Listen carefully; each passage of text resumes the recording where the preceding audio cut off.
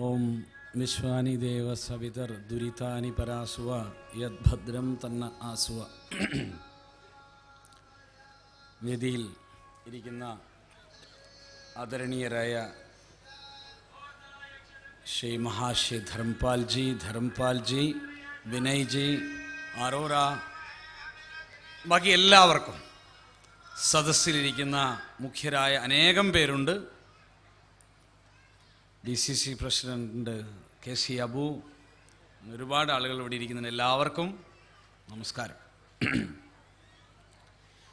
കഴിഞ്ഞ ഒരു മാസമായി നടത്തിയ ഒരു പ്രയത്നത്തിൻ്റെ സമ്പൂർണത ആണ് ഇവിടെ ഇപ്പോൾ നടക്കുന്നത്. സോമയാഗം നാളെയാണ് തീരുന്നത്. പക്ഷേ നാളെ ഉച്ചയ്ക്കോടുകൂടി അഗ്നിക്ക് ഇരയാക്കുന്നതോടുകൂടി പിന്നെ അവശിഷ്ടങ്ങളൊന്നും ബാക്കി വയ്ക്കാതെ ഈ അപൂർവങ്ങളിൽ അപൂർവമായ സോമയാഗത്തെ വടക്കൻ മലബാറിന് ഞങ്ങൾ സമർപ്പിക്കും. അതോടൊപ്പം കേരളത്തിൽ ആദ്യമായി ഋഗ്വേദം, യജുർവേദം, സാമവേദം, അഥർവവേദം എന്നിവ സമ്പൂർണമായി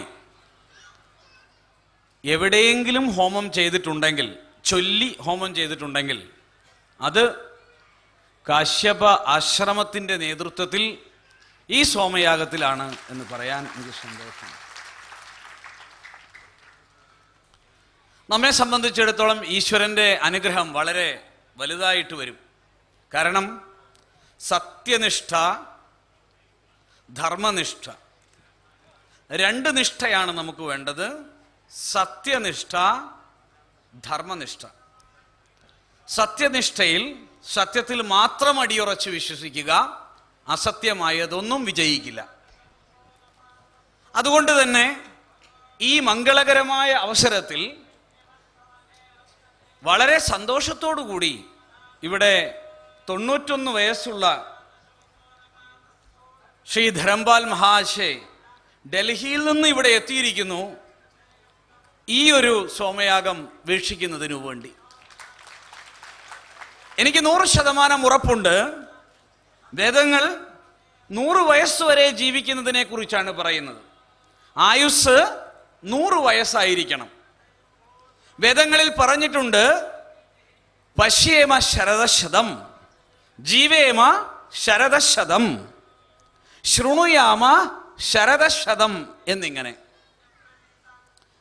അദ്ദേഹം വേദങ്ങളുടെ ജീവിതത്തിലാണ് ഉള്ളത്.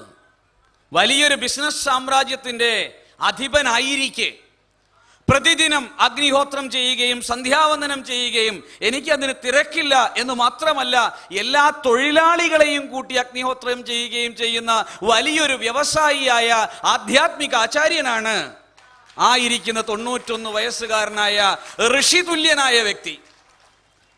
ഈ സമയമേ धर्मपाल जी को महाशय से मैं बताना चाहता है कि आप ऋषि हैं, यह ऋषि जैसा आदमी है. आप 100 वर्ष संपूर्ण യാതൊരു വിധത്തിലുള്ള സംശയവും, कोई संशय आशंका हमारे पास नहीं है, क्योंकि वेद में कहा है कि पश्येम शरदशतम, जीवेम शरदशतम, शृणुयाम शरदशतम, प्रब्रवाम शरदशतम, जीवेम शरदशतम. मैं प्रार्थना करता हूं कि आपके ये इस तरह से हृदय विशालता, हृदय कमल में ये जगदीश्वर बैठे हुए हम आपको क्या कहा सकता है कि आप ये 51 आयुष में इधर आया है दिल्ली से. क्या हमारे आई ये कितना है, हमारा 18 वर्ष आयु युवा भी नहीं इस तरह से लेसी से बैठता है. इस समय 91 വയസ്സ് ഉള്ള ഒരു ഋഷി നമ്മുടെ പരിപാടിക്ക് ഇവിടെ എത്തിയിരിക്കുന്നു. അപ്പോ നമ്മൾ ചെയ്തതൊരു ചെറിയ കാര്യമല്ല. ഇവിടെ എല്ലാവരും വന്നിട്ടുണ്ട്. എല്ലാ ജാതി, മത, ലിംഗ, വർഗ ഒരു ഭേദവും ഇവിടെ ഉണ്ടായില്ല. ഇന്നലെ ഇവിടെ ആദിവാസികൾ വന്നു, ഇവിടുത്തെ ബ്രാഹ്മണര് സ്വീകരിച്ചു. ഒരു പക്ഷേ ചരിത്രത്തിൽ അത് ഉണ്ടായിട്ടുണ്ടാവില്ല. വനവാസികളെ ബ്രാഹ്മണർ ആലിംഗനം ചെയ്യുന്നു. കേരളത്തിന്റെ ചരിത്രത്തിൽ നവോത്ഥാനത്തെക്കുറിച്ചും ജാതീയതയെക്കുറിച്ചും ലിംഗ വ്യതിയാനത്തെക്കുറിച്ചും വ്യത്യാസങ്ങളെക്കുറിച്ചും വിവേചനങ്ങളെക്കുറിച്ചും പ്രഭാഷണം നടത്തുകയും ഘോരഘോരം പ്രഭാഷണം നടത്തി കിട്ടുന്ന പണവും പോക്കറ്റിലിട്ട് നടക്കുന്ന ആധുനിക സാമൂഹ്യ നവോത്ഥായകന്മാരെ നിങ്ങളുടെ വ്യാജത്വം തിരിച്ചറിയുകയാണ്. അബ്രാഹ്മണനെ കയറ്റിയില്ലെങ്കിൽ നിങ്ങൾ പറയുന്നു നിങ്ങൾ ജാതീയതയുടെ വക്താക്കളാണ് എന്ന്. ഇപ്പോൾ വനവാസികളെ കയറ്റിയപ്പോൾ നിങ്ങൾ പറയുന്നു ബ്രാഹ്മണ്യം വൽക്കരിക്കുന്നതിന് വേണ്ടി അവരുടെ ഗോത്രാചാരങ്ങളെ ഇല്ലാതാക്കുകയാണ് എന്ന്.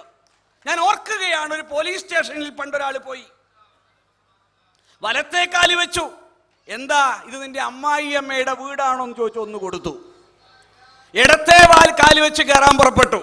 എന്താ, നീ പോലീസ് സ്റ്റേഷൻ നശിപ്പിക്കാനുള്ള പരിപാടിയാണോ എന്ന് ചോദിച്ചു. രണ്ട് കാലും എടുത്ത് ചാടി. ഇതെന്താ സർക്കസ് കൂടാരമാണോ എന്ന് ചോദിച്ച് അടി കിട്ടി. നോക്കൂ, സാമൂഹ്യ നവോത്ഥാനം പിന്നെ എങ്ങനെയാണ് ചെയ്യേണ്ടത്? ഇവിടെ ജാതിയില്ല, വർഗമില്ല, ലിംഗഭേദമില്ല. എല്ലാവരും വേദം പഠിക്കുന്നു. എല്ലാവരും വേദം എന്നത് എല്ലാവരുടെയും വായുവിനെ പോലെ, വെളിച്ചത്തെ പോലെ, ജലത്തെ പോലെ അർഹമാണെന്ന് പ്രഖ്യാപിച്ച ചരിത്രത്തിലെ ഏറ്റവും ഉദ്ധാനപൂർണമായ പ്രവൃത്തിയാണ് കാശ്യപാശ്രമം ഈ സോമയാഗത്തോടനുബന്ധിച്ച് ചെയ്തത് എന്ന് പറയുമ്പോൾ എൻ്റെ പരമ്പരയോട്, മഹർഷി ദയാനന്ദ സരസ്വതിജിയോട്, അദ്ദേഹം വിഭാവനം ചെയ്ത നമ്മുടെ സംസ്കാരത്തോട് എനിക്ക് അത്യധാരപൂർവമായ ആദരവുണ്ട്. നോക്കൂ, ഇവിടെ എന്തെല്ലാം നമ്മൾ ചെയ്തു. സോമയാഗത്തിനു വേണ്ടി നാം കേരളത്തിൽ പച്ചക്കറി വരുന്നത് തമിഴ്നാട്ടിൽ നിന്നാണ്, അല്ലെങ്കിൽ കർണാടകത്തിൽ നിന്നാണ്. ഇവിടുത്തെ വൈറ്റ് കോളർ ജോബ് ഉള്ള ആളുകൾ എപ്പോഴെങ്കിലും ഒരു വെണ്ടയെങ്കിലും നടാൻ താല്പര്യപ്പെടുന്നവരല്ല. ഇപ്പോൾ ഫാഷനായി ചിലർ അത് ചെയ്യുന്നുണ്ട്. അത് എത്ര കാലം നീളുമെന്ന് കേരളത്തിൽ ഇടയ്ക്കിടെ വന്നു പോകുന്ന യോഗ ക്ലാസുകൾ പോലെയാണത്. എല്ലാവരും പ്രഷർ മാറാനും ഷുഗർ മാറാനും 4 ദിവസം യോഗ ചെയ്യും. 5-ാം ദിവസം യോഗ പൂട്ടി വെച്ച് നടപ്പിലാക്കുന്ന അലസന്മാരുടെ നാടാണ് കേരളം. ഇവിടെ 15 ഏക്കർ സ്ഥലത്ത് നെല്ല് നട്ട് മുളപ്പിച്ച് അരിയാക്കി, അത് കുത്തി ചോറിന് പാകത്തിനാക്കിയുള്ള അരിയാക്കി അത് ചോറാക്കി വിളമ്പാൻ എത്ര പ്രയാസമുണ്ടെന്ന് നിങ്ങളൊന്ന് ഓർത്തു നോക്കൂ. 12 ലക്ഷം ആളുകളാണ് 13 മുതൽ ഇന്ന് വരെ ഊണ് കഴിച്ചത്.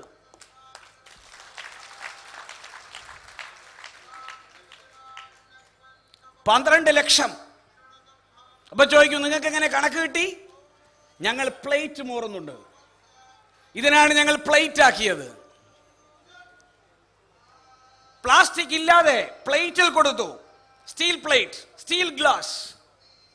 എത്ര ആളുണ്ടെന്ന് കറക്റ്റ് അറിയണം, അതിനു വേണ്ടിയാ ചെയ്തേ.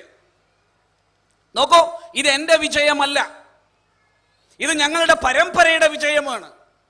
ഈ പാരമ്പര്യ വിജയത്തിന് ഋഷിപുങ്കവന്മാരുടെ അനുഗ്രഹവും എൻ്റെ ശിഷ്യന്മാരുടെ അക്ഷീണമായ പ്രയത്നവുമാണുള്ളതെന്ന് എടുത്തു പറയാതിരിക്കാൻ വയ്യ.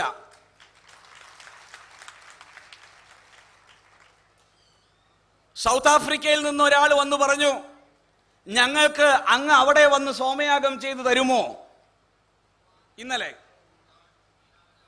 ഇന്ന് ബാംഗ്ലൂരിൽ നിന്ന് കുറെ ആൾ വരുന്നു. ഇത്രയും അച്ചടക്കത്തിലും വൃത്തിയിലും ഞങ്ങൾക്കൊരു സോമയാഗം ബാംഗ്ലൂരിൽ ചെയ്തു തരുമോ? ഞാൻ അപ്പൊ തന്നെ പറഞ്ഞു, ഇതൊന്നും എൻ്റെ ജോലിയല്ല, ഞങ്ങള് പഠനത്തിന്റെ ഭാഗമായിട്ടാണ് ചെയ്തത്. ആ പഠനത്തിന്റെ ഭാഗമായി ഇത് ചെയ്തപ്പോ അത് പൊതുസമൂഹത്തിന് നമ്മൾ സമർപ്പിച്ചു. ഒരു പഠനം റോക്കറ്റ് വിക്ഷേപണത്തെ കുറിച്ച് പഠിച്ചാൽ അതിന്റെ ഫലം നമ്മൾ സമർപ്പിക്കുന്നത് രാഷ്ട്രത്തിനാണ്. അതേപോലെ കഴിഞ്ഞ 10 വർഷമായി കഠിനമായി അധ്വാനിച്ച്, രാവ് പകൽ ഇല്ലാതെ അധ്വാനിച്ചാണ് കാശ്യപാശ്രമം ഉണ്ടാക്കിയത്. ആ കാശ്യപാശ്രമം ഉണ്ടാക്കിയപ്പോൾ ഞങ്ങൾക്കൊരു ലക്ഷ്യമുണ്ടായിരുന്നു. സാമുദായികമായ ഐക്യമുണ്ടാവണം. നിത്യമായ സിദ്ധാന്തങ്ങളൊന്നും ഞങ്ങൾക്കുണ്ടാവില്ല. എല്ലാ രാഷ്ട്രീയക്കാർക്കും ഞങ്ങളുടെ കൂടെ വരാം. ആർക്ക് വേണമെങ്കിലും പഠിക്കാം. ഏത് മതത്തിൽപ്പെട്ടവർക്കും പഠിക്കാം. ഏത് ജാതിയിൽപ്പെട്ടവർക്കും പഠിക്കാം. യാതൊരു വിധത്തിലുള്ള തടസ്സവും വേദപഠനത്തിനുണ്ടാവില്ല. വേദപഠനം സാർവത്രികമാക്കുന്നതിന് വേണ്ടി കാശ്യപാശ്രമം 45 പുസ്തകങ്ങൾ പുറത്തിറക്കിയിട്ടുണ്ട്. We now Kashyapashramam published more than 45 books. ഈ 45 പുസ്തകങ്ങൾ കൂടാതെ ഹിരണ്യ തുടങ്ങിയ വാരികകളും ഞങ്ങൾ പൊതുസമൂഹത്തിൽ എത്തിക്കുന്നുണ്ട്. അതെല്ലാം ചെയ്യുന്നത് വേദപ്രചരണത്തിന് വേണ്ടി മാത്രമാണ്. ആ വേദപ്രചരണം കൊണ്ട് ഈ നാട്ടിലുള്ള ആളുകൾക്ക് ഏറ്റവും ചുരുങ്ങിയത് വേദം എന്താണെന്നെങ്കിലും മനസ്സിലായി തുടങ്ങിയിട്ടുണ്ട്. എനിക്ക് ഓർമ്മയുണ്ട്, ഞാൻ ആദ്യകാലത്ത് വേദപ്രചരണം തുടങ്ങിയപ്പോൾ എൻ്റെ നാട്ടിലൊരു വാർത്ത പടർന്നു. നമ്പൂതിരിയുടെ മോൻ ക്രിസ്ത്യാനിയായി എന്നാണ് പറഞ്ഞത്. കാരണം അയാൾ വേദം പഠിപ്പിക്കുന്നു. വേദം പഠിപ്പിക്കുക എന്ന് പറഞ്ഞാൽ ക്രിസ്ത്യാനിയാവുക എന്നായിരുന്നു ഇവിടുത്തെ അർത്ഥം. വേദപുസ്തകം എന്ന് പറഞ്ഞാൽ ബൈബിൾ എന്നർത്ഥമായി പോയിരുന്നു. അവിടെ വെച്ചാണ് എല്ലാ ആളുകളെയും വേദം പഠിപ്പിക്കാനുള്ള ഒരു തീരുമാനം ഞങ്ങളുടെ ഭാഗത്തു നിന്നുണ്ടായത്. അന്ന് എൻ്റെ കൂടെ 5-6 ആളുകളെ ഉള്ളൂ. ഇന്ന് എനിക്ക് സന്തോഷത്തോടു കൂടി ഞാൻ നിങ്ങളോട് പറയട്ടെ, കോഴിക്കോട്, വയനാട്, കണ്ണൂർ, ബാംഗ്ലൂർ എന്നീ ഇടങ്ങളിലായി, പലയിടങ്ങൾ വേറെയുണ്ട്, ഇങ്ങനെ എടുത്തെടുത്ത് പറയുന്നില്ല, 1,62,000 ആളുകളെ കാശ്യപാശ്രമം വേദം പഠിപ്പിച്ചിട്ടുണ്ട്. 1,62,000 people have already left from Kashyapashramam after receiving Vedic education. ഇതൊരു സാധാരണ സംഭവമല്ല. അവരാണ് ഈ സോമയാഗം വിജയിപ്പിച്ചത്. അതിനെതിരെ എല്ലാ വാർത്തകളും വരുമ്പോഴും നോട്ടീസ് അടിച്ച് പ്രചരിപ്പിക്കുമ്പോഴും എൻ്റെ അടുത്ത് വന്ന് പറഞ്ഞപ്പോൾ ഞാൻ പറഞ്ഞ വാചകം, ഒരു മറുപടിയും അതിന് പറയേണ്ടതില്ല. ആന നടക്കുമ്പോൾ പട്ടി കുരയ്ക്കും, ശ്രദ്ധിക്കരുത്. Neglect it. ഒന്നും സംഭവിക്കില്ല. എത്ര കണ്ട് പ്രചരണം കൂടിയോ, എത്ര കണ്ട് എതിർപ്പ് കൂടിയോ, അത്ര കണ്ട് ആളുകൾ വരാൻ തുടങ്ങി. എതിർത്തവരും എതിർക്കാത്തവരും, എതിർക്കാൻ ആഗ്രഹിക്കുന്നവരും ഇനി എതിർക്കാൻ താല്പര്യമുള്ളവരും എല്ലാവർക്കും സ്വാഗതം. ഞങ്ങളുടെ ജോലി ചെയ്തുകൊണ്ടേയിരിക്കും. കാരണം ഇവിടെ ജോലി ചെയ്യുന്നത് മത്സ്യപ്രവർത്തകരാണ്. വേദം പഠിക്കുകയും പ്രചരിപ്പിക്കുകയും ചെയ്തത് മത്സ്യപ്രവർത്തകരാണ്, കൂലിപ്പണിക്കാരാണ്, ആശാരിമാരാണ്, കൊല്ലന്മാരാണ്, ആദിവാസികളാണ്. ഒന്ന് വലിയ തോതിലുള്ള ബിസിനസ്സുകാരോ പണക്കാരോ ഒന്നുമല്ല ഇത് നടത്തുന്നത്. അവർക്ക് ഞാൻ ആകെ കൊടുത്തത് സ്നേഹം എന്നൊരൊറ്റ വികാരം മാത്രമേ ഉള്ളൂ. എല്ലാവരും എന്നോട് ചോദിച്ചു, എന്തുകൊണ്ടാണ് ഇത്രയും വലിയൊരു പദ്ധതിയായി ഇത് വിജയിച്ചത് എന്ന്. ഞാൻ ഒരു ഉത്തരേ പറഞ്ഞിട്ടുള്ളൂ.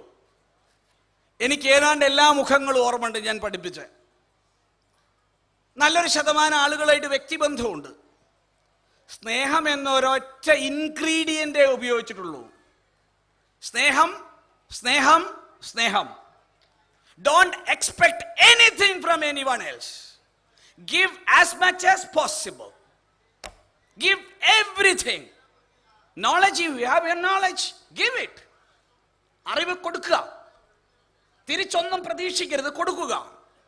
അങ്ങനെ കൊടുക്കുമ്പോൾ സ്നേഹം ഉണ്ടാവും. ജീവിതത്തിൽ മാറ്റം വരും. ജീവിതത്തിൽ മാറ്റം വരുന്നവർ നമ്മുടെ കൂടെ നിൽക്കും.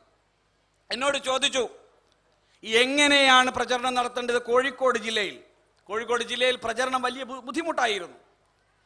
നിങ്ങൾക്കറിയാമോ, ഞങ്ങൾ 10 ദിവസം കൊണ്ട്, പ്രത്യേകിച്ച് നമ്മുടെ അമ്മമാർ 6,67,000 വീടുകളിലാണ് പോയത്. എൻ്റെ അമ്മമാരെ, നിങ്ങൾക്ക് നമസ്കാരം. ഇതൊരു രാഷ്ട്രീയ പാർട്ടിക്കും കോഴിക്കോട് ചെയ്യാൻ കഴിയുന്ന കാര്യമായിരുന്നില്ല.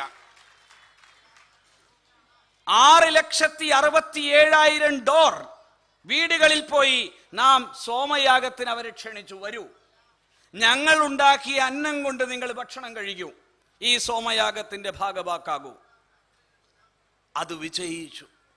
സർവേശ്വരന്റെ അനുപമമായ ആ കൃപയാൽ ഇന്ന് ഈ സോമയാഗത്തിന്റെ സമാപ്തി സമ്മേളനത്തിൽ നമുക്ക് ആശീർവാദം തരാൻ വേണ്ടി ഇന്ത്യയിലെ തന്നെ, എനിക്കൊരു ഉറപ്പുണ്ടായിരുന്നില്ല അദ്ദേഹം വരും. I never expect, but lord send him to him here. ഭഗവാൻ നമ്മുടെ അടുത്തേക്ക് അദ്ദേഹത്തെ അയച്ചു. പരമേശ്വരൻ നമ്മുടെ അടുത്തേക്ക് അയച്ചു. കാരണം അദ്ദേഹം സർവശക്തനാണ്. അദ്ദേഹത്തോട് ഭഗവാൻ പറഞ്ഞിരിക്കും, നമ്മുടെ ഗുരുപരമ്പരയിൽപ്പെട്ട പാവപ്പെട്ട കുറെ ആളുകൾ അവിടെ വേദം പ്രചരിപ്പിക്കുന്നുണ്ട്, അവർക്കൊരു അനുഗ്രഹം കൊടുക്കാൻ നീ പോകണമെന്ന് ഒരുപക്ഷെ ഭഗവാൻ അദ്ദേഹത്തോട് പറഞ്ഞിട്ടുണ്ടാവും. ആ പറഞ്ഞതനുസരിച്ചായിരിക്കാം നമുക്ക് അദ്ദേഹത്തെ ഇവിടെ ലഭിച്ചത്. ഏതായാലും ഈ സായാഹ്നത്തിൽ ഞാനൊരു പ്രഭാഷണം ചെയ്യരുത് എന്ന് ആഗ്രഹിച്ചതാണ് സോമയാഗത്തിൽ. സോമയാഗത്തിന്റെ പരിപാടിയിൽ ഒരു പ്രഭാഷണം ചെയ്യരുതെന്നാണ് ഞാൻ ആഗ്രഹിച്ചത്. ഞാൻ ആദ്യം മുതലേ പറഞ്ഞിരുന്നു എൻ്റെ പേര് എവിടെയും ഇടരുത്, ഞാൻ ഉണ്ടാവില്ല എന്ന്. പക്ഷേ ഈ സമയം ഇങ്ങനെ ഒരു പരിപാടി നമുക്കുണ്ടായിരുന്നില്ല. ഇദ്ദേഹം വന്നപ്പോൾ വന്ന മുഖ്യ അതിഥികളെയും കയറ്റിയിരുത്തി നമ്മൾ നടത്തുന്ന ഈ സമാപന സമ്മേളനം പോലും ജഗദീശ്വരന്റെ നിശ്ചയമാണ്, നോട്ടീസിൽ കാണില്ല. You cannot see it notice. നോട്ടീസിലുണ്ടോ? ഇല്ല. എല്ലാവരും ചോദിക്കുന്നുണ്ട്, എന്താ ഒരു പരിപാടി നോട്ടീസ് അടിക്കാണ്ട് ഇങ്ങനെ ഒരു പരിപാടി? ആർക്കറിയാം ഭഗവാന്റെ ലീല? നമുക്കെന്തറിയാം? ഭഗവാൻ പറഞ്ഞു, അത് ചെയ്യുന്നു, അത്രയേ ഉള്ളൂ. അതുകൊണ്ട് ഈ അധ്യക്ഷ പ്രസംഗത്തിൽ ഒരു വലിയ പ്രഭാഷണമാക്കി മാറ്റാതെ ഒരു കാര്യം മാത്രം പറഞ്ഞുകൊണ്ട് ഈ യാഗത്തിന്റെ സന്ദേശം പ്ലാസ്റ്റിക് ഇല്ലാതാക്കുക, പ്ലാസ്റ്റിക് ഇല്ലാതാക്കുക, പരമമായി ശ്രമിക്കുക. നിങ്ങളുടെ വീടുകളിൽ പ്ലാസ്റ്റിക് വരാതെ നോക്കുക. എല്ലാവരോടും പറയുക, പ്ലാസ്റ്റിക് വേണ്ട. വീട്ടിൽ കുറച്ചെങ്കിലും നെല്ല് കൃഷി ചെയ്യുക, പച്ചക്കറികൾ കൃഷി ചെയ്യുക. വിത്ത് സമ്പൂർണമായി വിതരണം ചെയ്യാനുള്ള പരിപാടി ആലോചിക്കുക. അഗ്നിഹോത്ര ചാരങ്ങൾ പൂർണ്ണമായും കൃഷിക്ക് ഉപയോഗിക്കുക. കൃഷി ചെയ്ത അന്നം ഭക്ഷിക്കാനുള്ള യോഗം നിങ്ങൾക്കുണ്ടാവട്ടെ. കാരണം അഥർവവേദത്തിൽ ഒരിടത്ത് പറയുന്നുണ്ട്,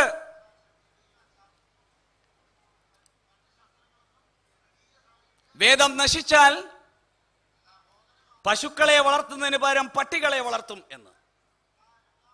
കാരണം പട്ടികളെ കൊണ്ട് പ്രത്യേകിച്ച് പ്രയോജനമൊന്നുമില്ല പശുവിനെ അപേക്ഷിച്ച്. കെട്ടിയിടേണ്ട ഒരു ജീവിയല്ല നായ. പശു വളർത്തേണ്ട ഒന്നാണ്. ഇന്ന് നമ്മുടെ ദേശീയ പശുക്കളെ സമ്പൂർണമായും ഇല്ലാതാക്കിക്കൊണ്ട് സീബോടോറസ് എന്ന വിഭാഗത്തിൽപ്പെട്ട പശുക്കളിൽ നിന്ന് ലഭിക്കുന്ന പാല് ഇവിടെ ഓരോരുത്തരുടെയും ഡയബറ്റിക്കിനും ആസ്മയ്ക്കും അതേപോലെ വലിയ അലർജിക്കും കാരണമാണെന്ന് തിരിച്ചറിയുകയും വെച്ചൂർ മുതൽ കാസർഗോഡൻ കുള്ളൻ വരെയുള്ള നമ്മുടെ സാധാരണമായ പശുക്കളെ വീട്ടിൽ വളർത്തുന്നതിനുള്ള പ്രഖ്യാപനം എടുക്കേണ്ട സമയവും കൂടിയാണിത്. നിങ്ങളെ ആരോഗ്യത്തെ സംബന്ധിച്ചാണ് പറയുന്നത്. ആരോഗ്യം സർവപ്രധാനമാണ്. 100 വർഷം ജീവിക്കണമെങ്കിൽ നല്ല ആരോഗ്യം വേണം. അതിന് അലസത പാടില്ല. അതിന് നല്ല ഭക്ഷണം കഴിക്കണം. വിഷവിമുക്തമായ ഭക്ഷണം കഴിക്കണം. ഈ നാട്ടിൽ വിഷവിമുക്തമായ ഭക്ഷണം നിങ്ങൾ കഴിക്കുന്നുണ്ടോ എന്ന് അന്വേഷിക്കുക. നിങ്ങൾ കഴിക്കുന്ന ഭക്ഷണത്തിനകത്തെ മാലിന്യങ്ങളും വിഷങ്ങളും മനസ്സിലാക്കിയിട്ട് തിരിച്ചറിഞ്ഞ് ഭക്ഷണങ്ങൾ ഉപേക്ഷിക്കുക. കാരണം വെളിച്ചെണ്ണ പോലും പെട്രോളിയം ജെല്ലിയിൽ നിന്നാണ് ഉൽപ്പാദിപ്പിക്കുന്നതെന്നത് നിങ്ങൾ മറക്കരുത്. പെട്രോളിയം ജെല്ലിക്ക് എപ്പോൾ വില കൂടുന്നുവോ അപ്പോഴെല്ലാം വെളിച്ചെണ്ണയ്ക്ക് വില കൂടുന്നത് എന്തുകൊണ്ടാണെന്ന് പഠിക്കാൻ നിങ്ങൾ തയ്യാറാവണം.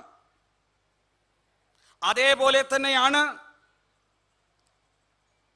ബിരിയാണി അരി എന്ന പേരിൽ ലഭിക്കുന്ന മൈദ അരി. ശരിക്ക് പഠിക്കുക. നിങ്ങൾ എന്ത് കഴിക്കുന്നു എന്ന് ആലോചിക്കുക. ഞാൻ കാശ്യപാശ്രമത്തിൽ കുറെ മന്ത്രങ്ങൾ മാത്രമല്ല പഠിപ്പിക്കുന്നത്.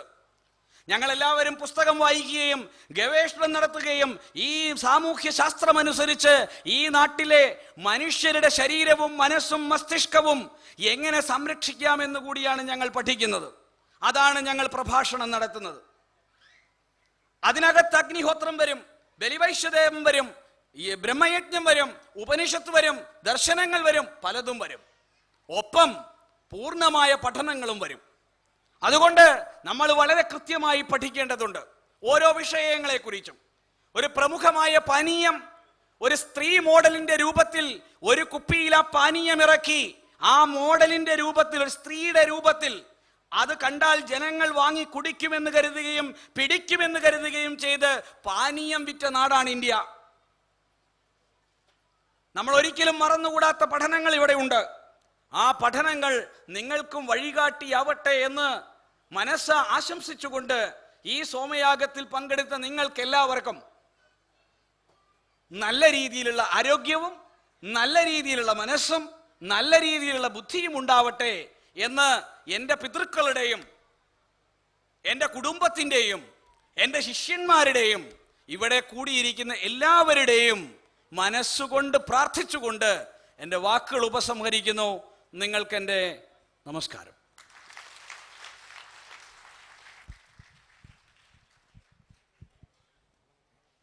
Now